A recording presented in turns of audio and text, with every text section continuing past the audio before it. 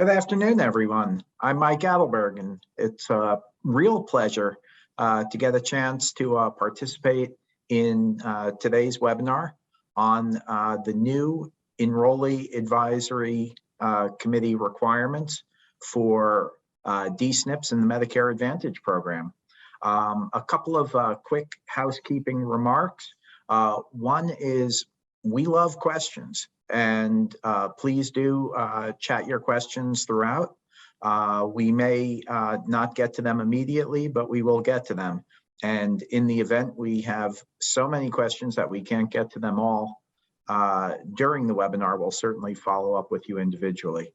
And the second is that this is the first of 3 webinars because there is just so much content and so much that's new and important here as we think about not only meeting a new regulatory requirement, but also thinking about how useful it is to engage with our members and get meaningful member feedback to improve our own products and operations. With that, next slide, please. We have today assembled just a fantastic group of presenters. For those of you who don't know me very quickly, I've been around the Medicare Advantage program since before it was the Medicare Advantage program. And that includes time at CMS, as the Director of Medicare Advantage Operations and running the Special Needs Plan Division, which is the predecessor of the current Duals office. Also spent a number of years in VP positions at a plan and currently lead the Health Plans and Providers practice at Faegre Consulting. Rex, do you want to introduce yourself next? Yeah, thanks, Mike. So my name is Rex Wallace. I lead a quality improvement consulting firm called RWC, and we work predominantly with Medicare Advantage and D-SNP plans. Like Mike, I've been in the Medicare sphere for a long time and led stars for a long time for a health plan. Before that, led operations and several other functions. But our firm now has a deep expertise in star ratings and really worked with a lot of plans to improve stars. A key lever in improving stars is obviously the voice of the member, and that's a huge part of these enrollee advisory committees, and something we can definitely leverage. And looking forward to getting into that more later. But excited to be here with Mike and Casey and Shub. Thanks, Rex. Casey, you want to go next? Hi, everyone. I'm Casey Dugan. I'm a director with Faegre. I work with Mike in our government and regulatory affairs practice and our health plans and provider work specifically. We do a lot of work to help plans and providers interpret regulations that come out and think about how best to navigate things going on in a way that improves their goals and advances their mission. Before joining Faegre about 9 months ago, I was with the Medicaid and CHIP Payment and Access Commission for over 6 years, which is Congress's advisory agency on Medicaid and CHIP payment and access issues. So excited to be here with you. Sub? Thank you, Casey. I'm Shub with Predict Health. Really excited to be here. Predict Health helps Medicare plans, both D-SNPs, Medicare Advantage, MAPD plans, use data, analytics, and insights to improve outcomes for themselves and for their members. A key part of what we do is really driven by the fact that, and recognition that healthcare is local. And local issues, regional issues really impact member experience, care coordination, and other care issues, both for plans and members. And really understanding that is a key challenge and a critical challenge for plans. We help build communities. To address that, we help build communities of Medicare members and really understand the issues that they face, take that data, analyze those data, pull insights out, synthesize it, and then share that with our clients, with the Medicare plans and the executives, to help them act on and prioritize where to focus to drive key outcomes, including retention, which is a really big challenge, member experience issues, stars ratings, and many more. And we'll get into that in later and how that can really be achieved. We work with large national plans, as well as small regional plans and Blues plans. So really the full gamut. And really, our goal here is to bring all those insights to bear for this conversation, because EAC is a new effort, but a new effort for D-SNP plans, but not new necessarily for the Medicare world. And there's a lot of insights that could be gleaned and the strategies that could be developed specifically for this. So really excited to be here. Thank you all and for joining. And with that, let's get into the material. So let's move to the next slide. Super. So we're all staring down the Medicare Advantage EAC requirement that CMS has put forward in the final rule at the end of April this year. And this is a heavy lift for those of you who've been doing this for other programs, such as Medicaid programs and a smattering of leading organizations using versions of this. This, as you know, is not trivial and requires a lot of effort from a number of different vendors and coordination. So Predict Health, working closely with Rex Wallace Consulting, RWC, is a new offering to help D-SNP plans really create, launch, and manage, and then most importantly, benefit from high impact and high quality Enrollee Advisory Committees. And not only meet the requirements from CMS, but also go beyond them and improve outcomes. So lots of insights that we're bringing here, lots of experience we're bringing here, as you saw on the previous page. And what we've decided, what we're doing is we've developed this webinar series, as Mike mentioned. We have 3, episodes planned across the next month. The first one today is really focusing on what is it, understanding new Enrollee Advisory Committee requirements for D-SNP plans. So we'll go in detail there. The next one on September 14th is really, what are we learning? What's the best practices? What are the best practices for successful Enrollee Advisory Committees? So this is really pulling together insights from across the board, from other organizations of what worked, and how you can think about developing your own. And then finally, for organizations looking to leverage EACs to drive outcomes, in early October 5th, we have our 3rd episode, which is really outlining what is the approach for an impactful and high-value Enrollee Advisory Committee for both members, attendees, but also for plans and plan leaderships. So that's what we have planned. Sign-ups for the following 2 webinar series will be in the materials, as well as the follow-up for today, and we look forward to hosting you there as well. But with that, let's dive into the material. So you all know, and the reason we're all here is because of the new federal requirement. Many of you read this probably ad nauseum, but beginning plan year 2023, Jan 1, all dual eligible special needs plans will be required to establish 1 or more Enrollee Advisory Committees in each state that they operate in. The requirement was finalized as part of the final rule coming out on the 29th of April and goes into effect for all plans. And as you've read the rules, this CMS has set up broad federal minimum requirements, but leaves a lot of the details up to the D-SNP plans to figure out and implement. Furthermore, states, depending on the state you operate in, may choose to impose more prescriptive requirements in addition to the D-SNP, the federal requirements for, and then they do that through the D-SNP contracts or the MIPA contracts that you have. So you got to take and address both needs. So that's a high-level overview. So what is the context? Why are they doing this? And putting this requirement around EACs into the context for plans. So EACs have not been previously required at the federal level for Medicare Advantage plans, but the concept is not new. So many of you on the call today, you have probably in versions of or parts of your organizations. If it's an MMP operated under the Financial Alignment Initiative, you have been required some version of an EAC or Member Advisory Board.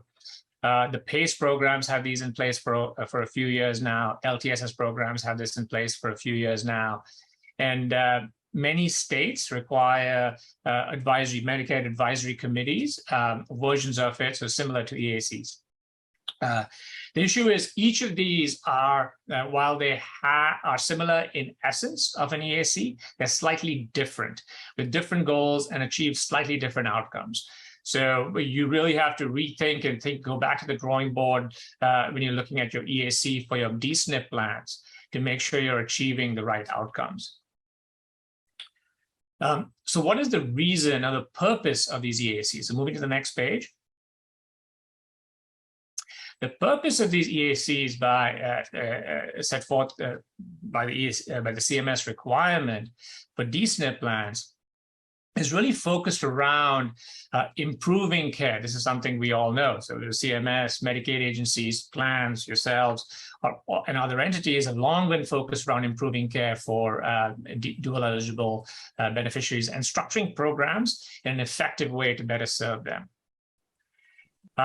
There's a EAC, as I mentioned, has been in place for other programs, and CMS cites the experience and the successes that they've seen at MMPs and PACE programs for extending this requirement to D-SNPs. A real focus and challenge is around improving the experiences of dual eligible enrollees. We know that the member experience is front and center for CMS. In STARS ratings, for example, the member experience portion is overweighted, or it has a step up in weight beginning 2023. So you see that as a consistent theme across CMS efforts, and we believe that'll continue. So EACs really fit squarely in that, and that is the purpose of the new requirement. Moving to the next page. But organizations are also viewing, and we view EAC as a very strategic tool. EACs, as we've seen this in LTSS programs, MMP programs, and PACE programs, offer a really different in kind, but a very rich new channel to capture, collect ongoing member input on critical plan issues that they face, their communities face, their local regions face. And it really creates a dialogue and an ability to consult with members on an ongoing and a more real-time basis than current channels provide. So as you all know, and we've all worked with CAHPS, HOSC surveys, and other survey efforts that you have, but those surveys only go so far in providing the real rich color needed and to understand the issues and challenges that members face at the local community and regional levels, which is actually critical for solving member experience and care coordination issues. So EACs have provided that, and the experience has shown that when done right, can be used strategically to understand nuances, variations within communities, within regions, and then using that information to address them more on a real-time and effective basis can have real impact on member outcomes, plan outcomes, given the transient nature and the quick turnover nature in these populations. Above and beyond, this is a new channel for capturing member voice, and we think it's a deeper, richer channel, and done with the technologies available to date, can be very, very powerful in helping organizations innovate and drive these outcomes. And we're already seeing that. Many organizations, and we will have, we'll showcase them in subsequent events and meeting series, as well as touch on them today. They're innovating on how they're setting up these EACs, how they're managing them, and how they're using the information within the organization to prioritize and focus on areas. And they're seeing impact on a number of areas beyond just the compliance need for the EACs. You're seeing the impact in member experience. You're seeing the impact on how members are going to start using their benefits, where the barriers there, access to care, and helping with the coordination of care services. And a big area of focus, a stated focus for EACs is improving health equity for the most vulnerable and underserved populations. And we're seeing an opportunity, a massive opportunity on that front. In addition to those, a key business outcome around retention from D-SNP plans is a challenge, and EACs directly can impact member retention. We have proof points and case studies on efforts that some organizations already put that in place. Growth, this is a highly competitive market, and we see the opportunity of EACs to leverage the insights to drive growth in new markets and new areas. All that comes together into the ever more important star ratings, and EACs are a rich channel to augment current approaches to improve stars ratings. In fact, this is such an interesting area and an opportunity. Let me turn over to you, Rex. You work with organizations and stars ratings, and how have you seen EAC-like efforts play out? Yeah, thanks, Shub. You touched on so many important things there, right? And I think even on the recognizing the importance of this channel, right? Like there are lots of ways to capture the voice of the member. Like you mentioned, surveys. We can also just kind of mine into our grievance data and our complaints data. We can listen to calls. We can mine our customer service calls and text mining and speech analytics. Right, there's no shortage of data that we have, but in none of those channels does there exist the ability to sit across a table or sit across a screen from a member and to not just hear their first response, but to actually be able to drill down and, like you said, make it interactive and just get a much deeper, much more accurate sense of what they really mean and what they need. And these kind of long form, channels of feedback are so important, and we need to take advantage of them. From a star rating standpoint, yeah, I mean, things like this have definitely helped plans. A couple of key areas you kind of touched on it, but like product design and sort of channel preference, or how do we engage with members? So product design, I think a lot of plans, we kind of take a cookie cutter approach or spread peanut butter, however you want to say it, but we kind of treat every market the same, right? And we really shouldn't. Every market, I think many of us have experienced this, right? Every market's unique. The members in that market are unique, and they have different needs, different social determinants, different social risk factors, different needs from an access standpoint, from a product standpoint. So being able to really have those conversations with those actual members in those markets and understand what's relevant here, what's important here to help us retain members, to help us improve satisfaction, to help us grow. I mean, those are all, impacts to stars.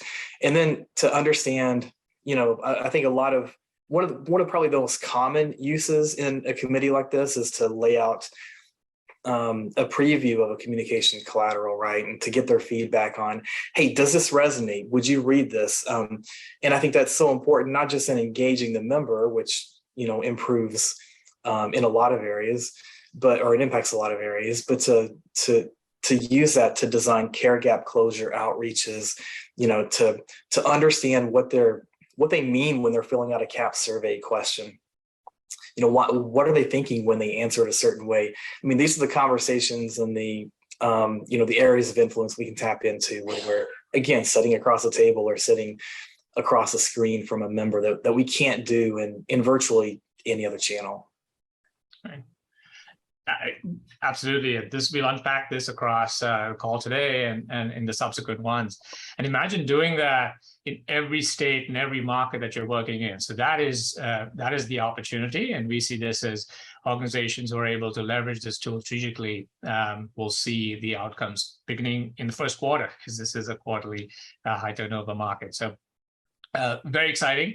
With that, let me turn it over to you, Casey, to get us deeper into the specifics of the requirements of the legislation and take us from here. Great. Thank you. Great. So now I'm going to take a little bit of a deeper dive into the actual requirements. As Shub said, he talked through a couple of the baseline requirements that CMS set. They've overall decided to be fairly non-prescriptive with these requirements. So there's only a couple of them. Again, beginning in plan year 2023, each Medicare Advantage organization that offers a D-SNP must establish one or more EACs in each state. The EAC must have a reasonably representative sample of enrollees of the population enrolled in the D-SNP. The MAO must solicit input from the EACs on ways to improve access to covered services, coordination of services, and health equity, and other items of interest to enrollees. Beyond these, CMS chose to remain non-prescriptive, like Shub has referenced and I've mentioned. And in doing so, they've cited their experience with Medicare Medicaid plans and programs for all-inclusive care for the elderly organizations, where there are similar enrollee input requirements and advisory committee requirements, but they're similarly non-prescriptive. They've left a lot up to the plans. Shub also mentioned this, but it's important to keep in mind that there's a big caveat to this, which is that nothing in the rule prohibits states from enacting more prescriptive requirements. So these are kind of the federal baseline requirements. A state could, through its D-SNP contract, impose additional requirements. Despite leaving a lot up to the plans, CMS has provided some additional context around certain areas of setting up an EAC and operating it. So I'm going to go through some of what they've said about various aspects. The first is this idea of representativeness.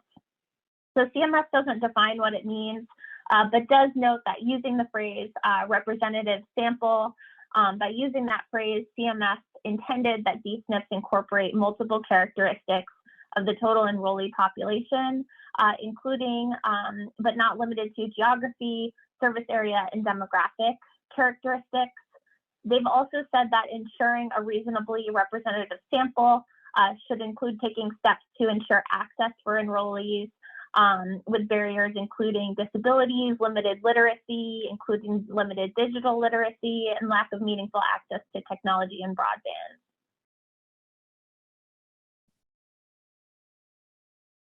But as noted on the slide, despite offering this additional context, they stopped short of prescribing how closely the EAC seats must be allocated according to population characteristics. They've also offered a little bit of additional context around the number of EACs and how much you really need. Again, an MAO offering more than one D-SNP in a given state is only required to operate one EAC for the entire state.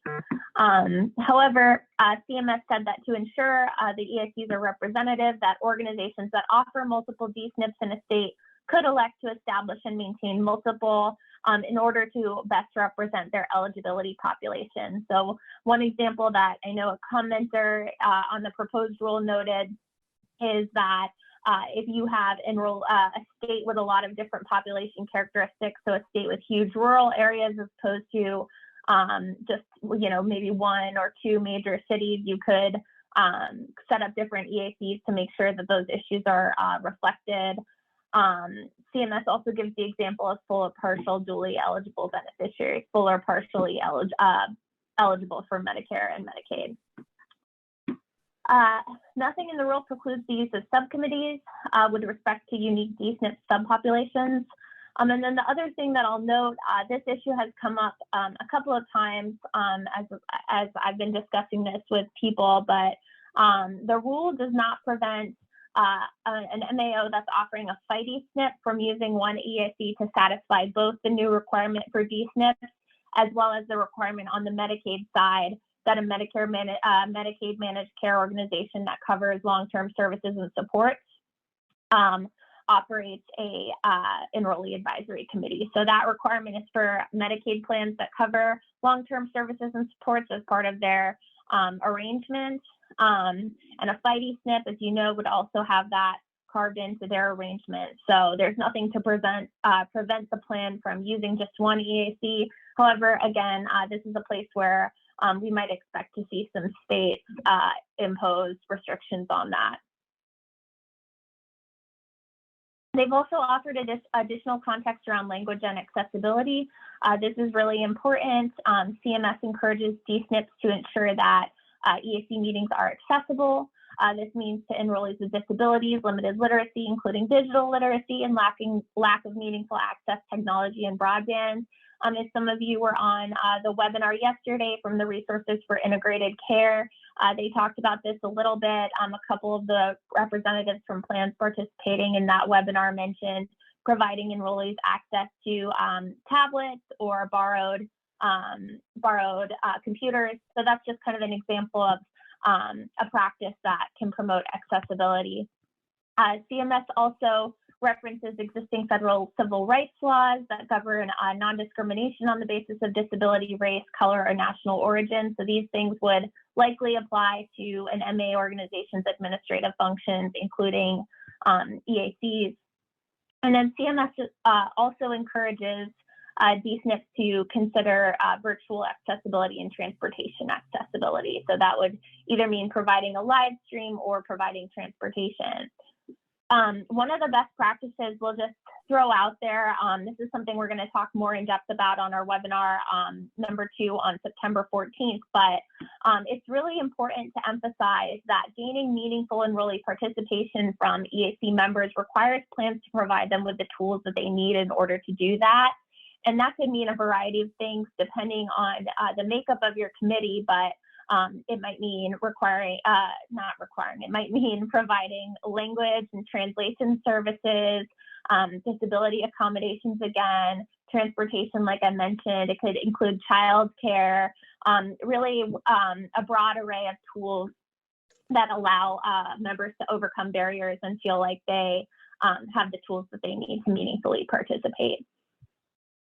CMS has also given some additional context around the idea of offering incentives for participation. So this could mean like gift cards, stipends, meal reimbursement, transportation reimbursement, snacks for meetings. This CMS has clarified that all of this is allowed, and it's not considered, enrollee participation is not considered a marketing activity or a personal enrollee health related activity that would fall under the requirements that generally govern rewards and incentives in Medicare Advantage. However, CMS does note that D-SNPs need to make sure that whatever incentives or stipends they're offering don't run afoul of the anti-kickback statute or other rules like the beneficiary inducement civil monetary penalties. And then they also need to make sure that whatever incentives or stipends they provide are not sufficient to affect enrollees' eligibility for other programs such as SSI. When it comes to enforcement, how is CMS going to verify that the EACs are actually happening and that they're real? CMS said that it's going to update the CMS audit protocols for D-SNPs to request documentation of EAC meetings. They're going to make those audit protocols available to the public for review and comment via the Paperwork Reduction Act process. And they've said that the information that plans can be expected to have to provide would likely be similar to what MMPs have to provide, which includes like information on the dates of the meetings that were held, the number of enrollees that were invited, the number that attended, things like that. Delegating EAC functions. This one's important to note. Nothing in the rule precludes a D-SNP from delegating facilitation or operations of an Enrollee Advisory Committee to an external entity, so a first tier downstream or related entity. However, the MAO maintains the ultimate responsibility for adhering to and complying with the terms of its contract with CMS, as well as making sure that they're complying with all of the requirements that CMS has said applicable to EACs. Great. So now I'm going to turn to areas where CMS really did not weigh in at all, or did so to a very limited extent. Meeting frequency and timing. There's no requirements for the frequency of these meetings, and there's no date in 2023 by which an EAC must convene its first meeting. So if you have your first meeting in June 2023, that's okay. There's no minimum requirements. However, and we're going to talk about this again at that next webinar on September 14th, A best practice that we've seen across different programs, including MMPs, has been that successful EACs really do meet at least quarterly, which makes sure there's multiple opportunities and facilitates continuation and trust on the committee. Meeting format. CMS did not weigh in on whether meetings have to be virtual or in person, although they've said that the federal requirement at least can be satisfied with virtual only meetings. They didn't say anything about where an in-person meeting is located, although CMS has recommended that D-SNPs follow established best practices related to accessibility when choosing a location. They haven't weighed in on length of the meeting or content of the meeting, including how agendas are developed. They also have chosen not to weigh in on any of the EAC membership procedures. So that includes recruiting measures, application processes and selection procedures, the number of enrollees that must be part of the EAC, the minimum number of attendees to convene a meeting, and then any of the training methods that a plan would give its EAC members.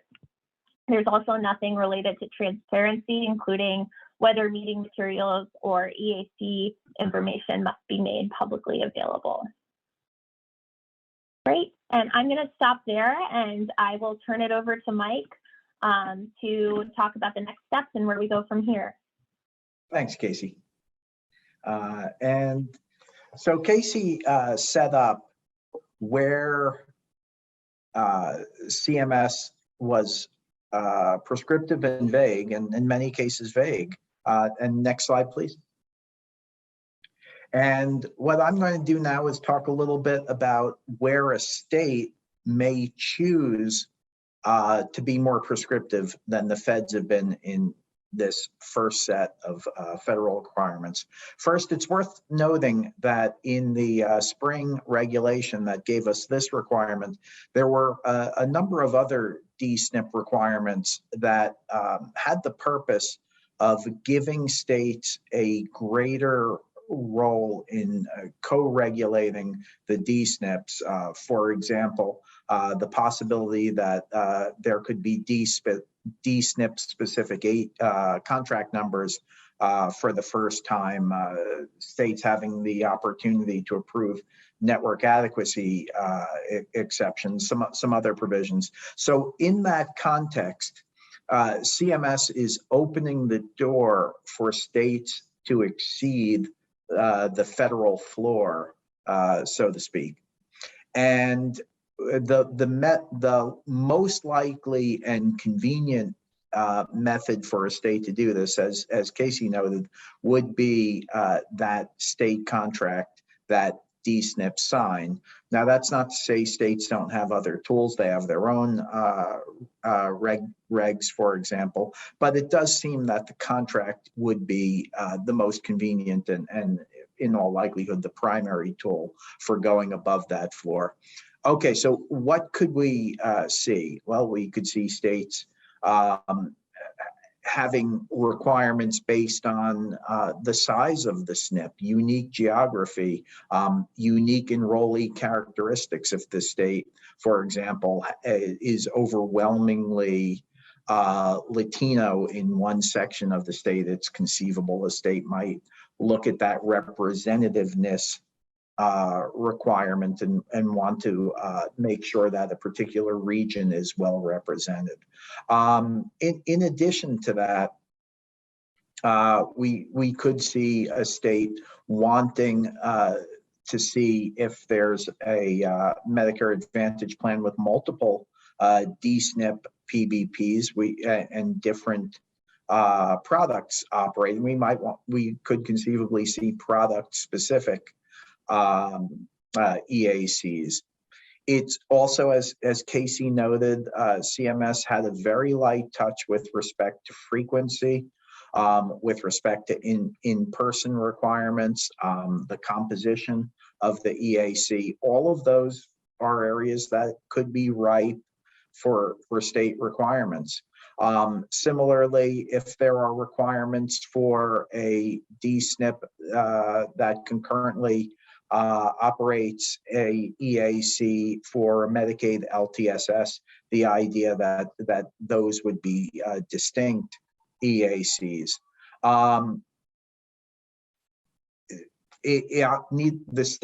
If the state passes or implements these requirements, they are requirements.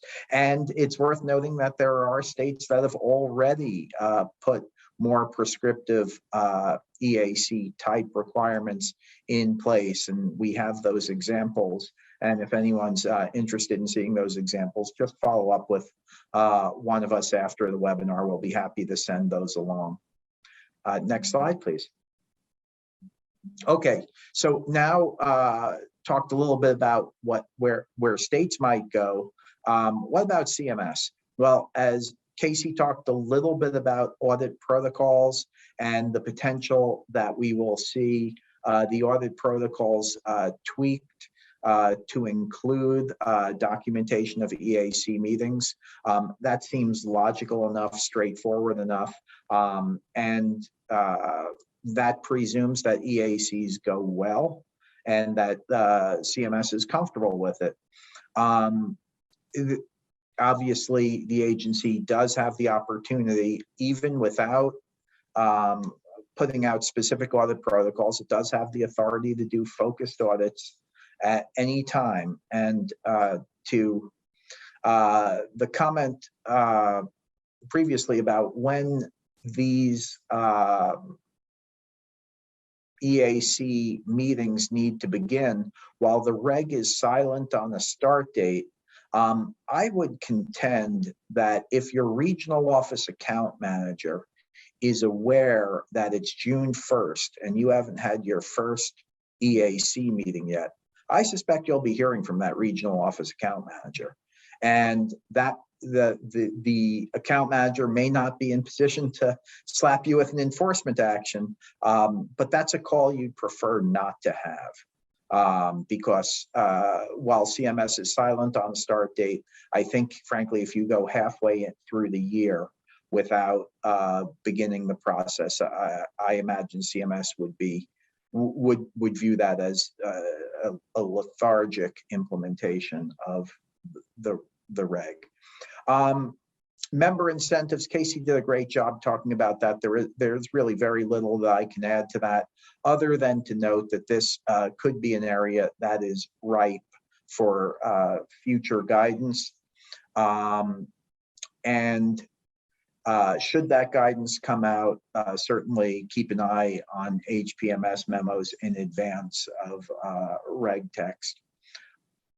Other possible action from the agency. So for those of you who have been part of the Medicare Advantage program for a long time, think about how other CMS requirements have been rolled out. And very often the version 1.0 is very loose, and the government chooses not to put a whole lot of prescriptive guidance around it. What happens over time is, because of the looseness, certain MAOs, and there may only be a few, but a few MAOs conduct themselves in a way that frankly disappoints CMS. And CMS, being a regulator, and not having regulated with sufficient granularity to really go after those couple of the caboose on the train, what they'll do is they then put out more prescriptive regs that have the granularity for them to enforce. And so I would contend for the MAOs participating, it is important that you view the regulatory flexibility not as an opportunity to do very little, but as an opportunity to do a really good job. And if MAOs as a community do a really good job, CMS won't feel a need to come back and tighten and get more prescriptive over time. And certainly you watch the evolution of the marketing guidance, you watch the evolution of the network adequacy guidance, you watch the evolution of the appeals guidance, and you'll see it's evolved over time based on CMS being disappointed with actions or inactions of various MAOs. And the way the government solves that is it puts out more prescriptive rules. And finally, if the government, if CMS were to move on this in some way, HPMS memo is the easiest way for them to get guidance out the door. The middle tier would be a formal guidance product of one type or another. For example, the technical notes for the star ratings or the network adequacy guidance, or the manual chapters being a intermediate level of guidance, more formal and permanent than an HPMS memo, but still not a reg. And then ultimately, if they really want to enforce and be in position to take significant enforcement actions, they'll want to put it in reg. With that, I'm going to turn things over to Rex to take the next slide. Hey, thanks, Mike. Yeah, and I think it's so important what you said, because if we think about the overall intent here, the objective from CMS is not to implement enrollee advisory committees, I don't think, right? I mean, I think they clearly say, I think the section is titled enrollee, like enrollee voice included in plan governance or something like that, right? So the intent, again, is not to launch EACs necessarily. The intent is to include in D-SNP enrollee voices and plan governance. The EACs are just a channel by which they're kind of making sure we do that. I'm not saying we don't have to launch EACs. We absolutely do have to launch EACs, but the objective is to include enrollee voices in plan governance. So if we don't do that, if we just launch EACs, but we don't do anything with the insights, it feels to me like CMS is going to be disappointed there as well, because their objective is to include them in plan governance, right? Not just to have these committees for committee's sake, right? Not just to check the box on this requirement. So, and especially with D-SNPs, I mean, we're talking about, these are some of the most vulnerable and underserved members in all of government programs, I would argue, right? I mean, when we think about what we can do, so we've talked a lot about today, especially, Mike and Casey, about, what's required, what is this roll and shove in your introductory slides, right? Like, what's required? What is CMS requiring that we do? That's one thing. But now let's spend a few minutes here talking about what's possible with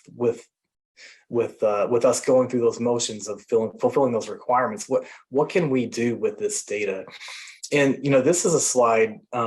This is not exhaustive, but these are, in our opinion, some of the key places within the organization, within the realm of performance that we can impact with the insights that we get from these members in these committees. Again, whether it's in person or virtual or hybrid or whatever.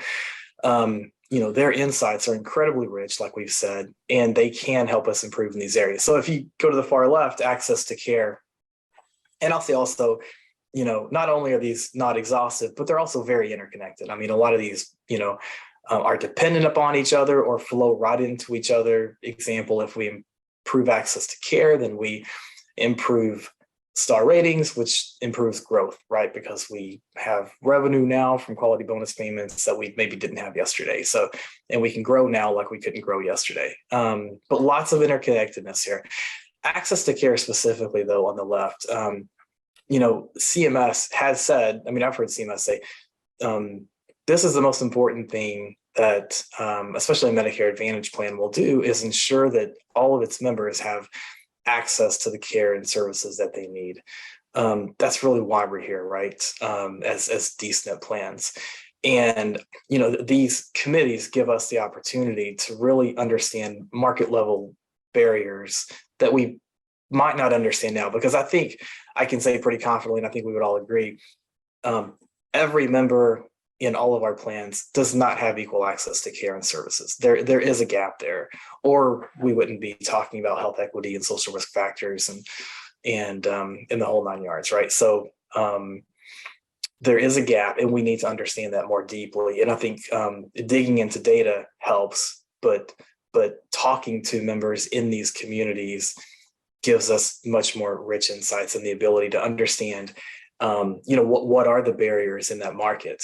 Do I, as a member, do I not have doctors who speak my language? Do I have transportation insecurities that are maybe unique to my market that are a little bit different than the transportation insecurities that exist somewhere else? Is my online provider directory really difficult to navigate, or I don't have good virtual access, good Wi-Fi or broadband, and I just have a hard time doing that. There's a myriad of reasons here, and there's only so much you can tap into, again, with the data that we have in grievance data and complaints and even call center recordings. This gives us the ability to really drill down and understand these market level barriers. Same thing across the spectrum with use of benefits. We can, me as a D-SNP, I can use the insights from these committees to help ensure that my members in each market are what are the educational opportunities? What are the activation opportunities? My members are not activated on these supplemental benefits that I've invested heavily in. How can I make sure that I'm getting the bang for the buck? But more importantly, how can I make sure my members are benefiting from these benefits that I've designed specifically for them? How can I activate them more effectively? And these are the kind of insights that we can get across the spectrum. We can dig into member experience, pain points, and understand, again, at the market level, what is driving dissatisfaction or disloyalty, which are not always the same thing. Maybe my members are happy, but why are they considering leaving? These market level insights I can tap into through these EACs. Health equity, obviously, let's use these EACs to understand. Number one, they have to be representative anyway, right? So I'm going to have people with health equity challenges in every committee, or I'm doing something wrong, right? I mean, they have to be represented in there because they are a part of our population, and that needs to be one of the filters through which we recruit and include members in these committees. So, and let's understand, what are the social risk factors, market by market, member segment by member segment. They're not all the same. So let's use these market level meetings to understand that. Same thing with retention and growth. Let's understand, what are the specific disenrollment drivers? What's keeping us from growing? What can we learn in these insights? And all of that just kind of flows right into star ratings, which 60% of star ratings now is made up of customer experience measures, right? And these customer experience measures are really everything to the left, right? It's access to care, it's coordination of care, it is retention, it's complaints, it's all of these things that we can dig into with these EACs. So I think there's a huge opportunity before us, and if we're just going through the motions of having an EAC but not leveraging all the rich insights that we get from them, we're gonna be behind, because other plans are going to leverage these insights. They're going to get ahead. They're going to, because it's rich feedback that we can't afford not to act on. And then next slide, it's really, we've again spent today talking about the requirements themselves, breaking down the final rule and what we know, what we don't know, and trying to help you with those areas that aren't clear, where CMS has been ambiguous so far, leaving it up to us to kind of make some good decisions, right? We have two more. We've touched on these already, but just to go into a little bit more detail and give you more information.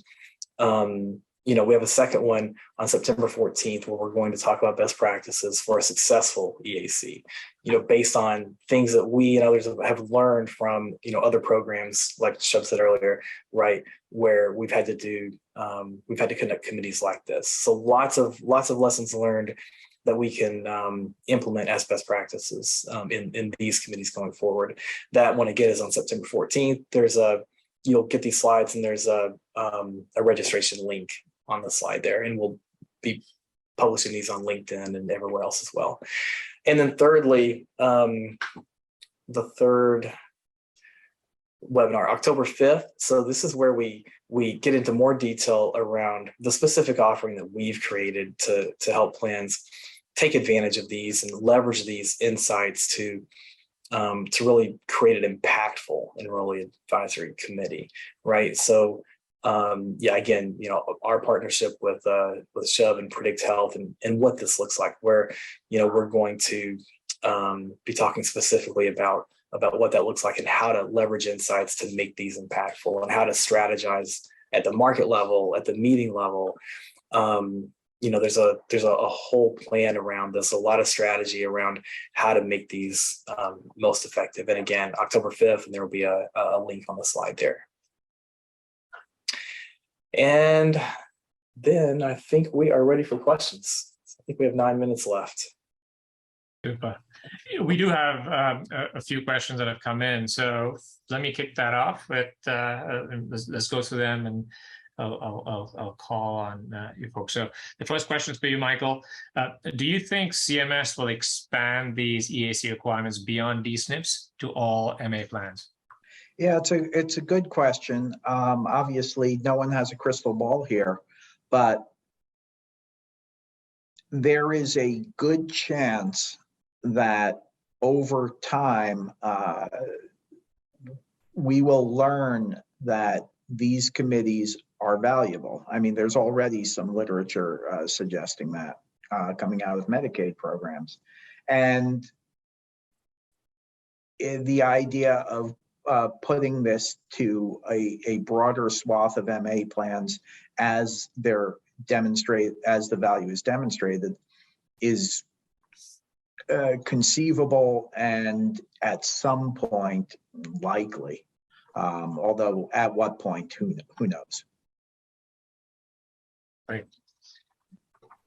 And just adding to that, the speed at which CMS moved from EACs for PACE and LTSS programs and expanded to all D-SNPs was just a few years. So that's a pretty rapid pace, and it was successful. And you can see the urgency of really expanding it out. Yeah, that's a very fair point, Chuck. Yeah. And the second question is there a minimum size threshold that plans have to meet before EACs are required? And Casey, do you want to get that? Yeah, sure. No, any MAO that offers a D-SNP has to have an EAC. So there's no, there's no threshold where if you're under that in terms of enrollment, you're exempt. It applies to every MAO that offers a D-SNP. Right.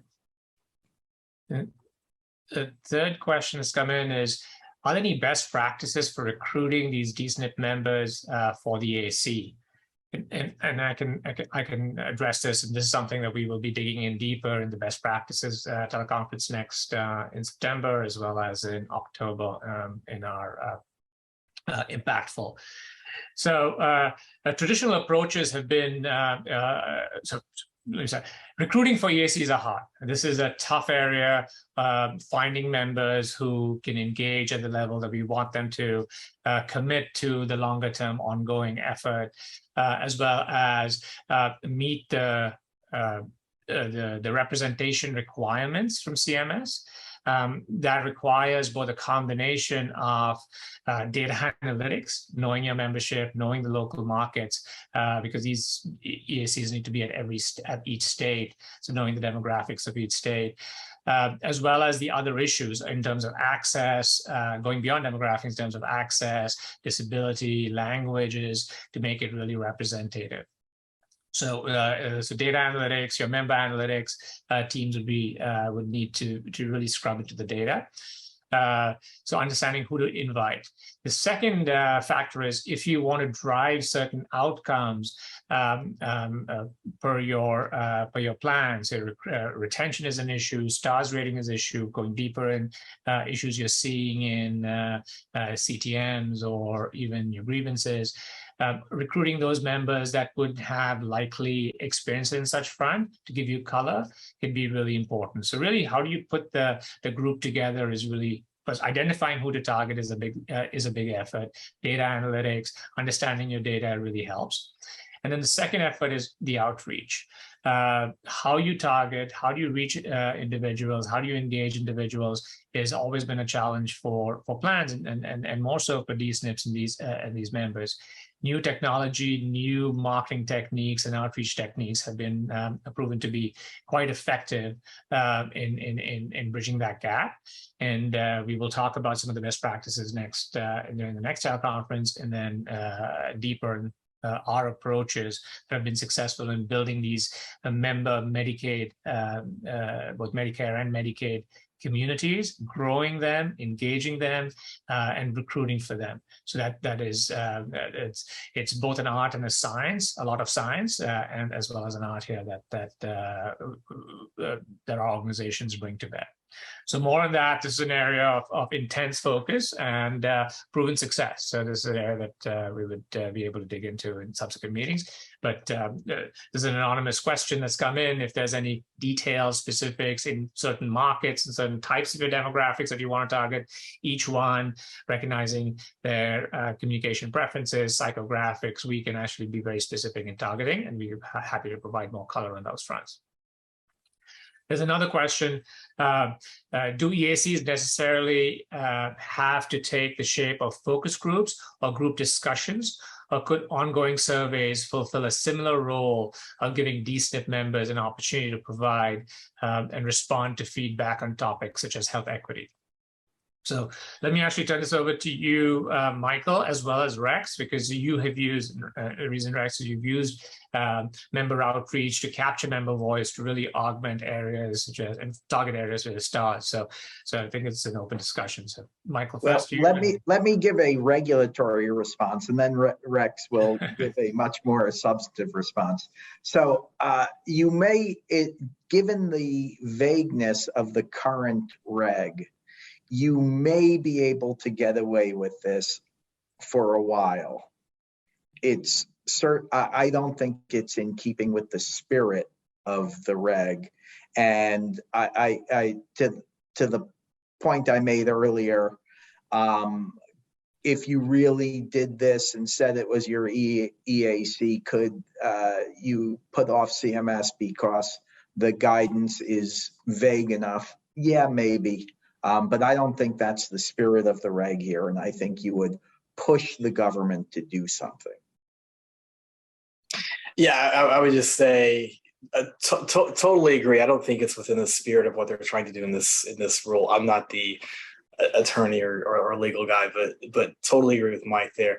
I would say, surveys play an important role in collecting feedback, especially from en masse, right? Like these focus groups are, I don't think they would replace a focus group. I think we have to have focus groups for the EACs just based on my personal interpretation. But I think surveys are important because the focus groups are not going to be broad, right? They're going to be, they might be 15 or 20 members, right? A quarter. Surveys allow us to take a much broader swath of feedback from members. They don't go deep. They're, it's a mile wide and an inch deep, right? But it does give us, I guess, perspective from more members, but not nearly as deep or rich feedback on the issues that we're trying to address. So I don't think they replace, I think they complement. I think we do surveys, we continue to do surveys. They're important in star ratings for sure, but I don't think they come close to taking the place of an Enrollee Advisory Committee where we're meeting in person or over the screen. Okay. Just to add to that, so Rex, as you mentioned, surveys organizations are running surveys. Every organization has different forms of surveys beyond CAHPS and HAAS surveys. You have your smaller area focus surveys on specific topics. But anybody who's run a survey, you know, and we do this all the time, is it gives you meaningful data, but it tells you where to focus. How do you focus and really going in deep and getting that long form interactive input to solve the problem? That's where EACs, or the interactive aspect of the focus groups, really come in. And I think you lose a lot by just keeping it at the survey level, let alone whether it meets compliance needs or not. But I think organizations that will win and will succeed in turning EACs into a strategic tool and making it worthwhile for the organizations beyond just the compliance will be leveraging that interactive portion. So that takes us to the end of the questions that we received. I'm sure we'll be receiving more as you process this and you get the materials for today. So we want to, Mike, Casey, Rex, and I want to thank you so much for joining today in this lively discussion. This is the first, as Rex mentioned, our series, first of our series. We have the next one on September 14th and on best practices, and then how do you put it all together to create an impactful EAC on October 5th. Look forward to seeing you there. And if you have any questions in the interim, we're here. Our contact information is on this page and in front on the front page as well. LinkedIn, any format. We'll be here to serve you and engage. This is an exciting effort, and we're really here. We think this is going to be a big part of our success as D-SNP plans going forward.